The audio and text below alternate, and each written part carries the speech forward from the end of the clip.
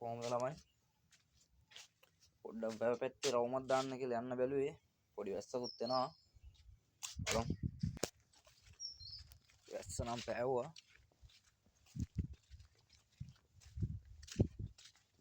යාළුවෝ සිට එක්කුත් ඉන්නවා ඇවිල්ලා හැබැයි කැලේන වැඩිපුර යාළුවෝ ඉන්නේ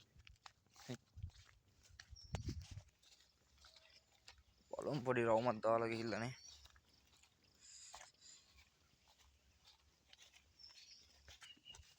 යාළුවෝ සෙට් එකකුත් ඉන්නවා වහකට වෙලා මේ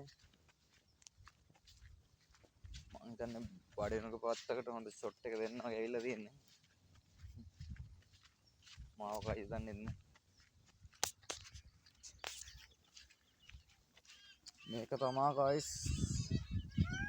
අපේ බීච් එක පුංචි බීච් එක